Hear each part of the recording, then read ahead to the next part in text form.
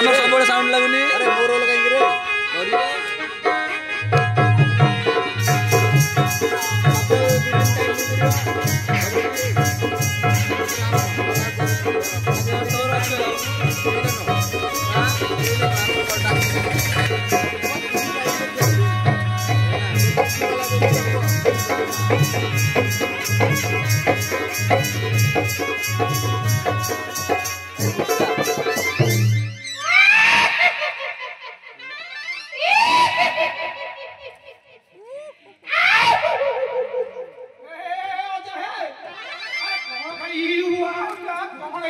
अरे वो बना जी भारी तेरे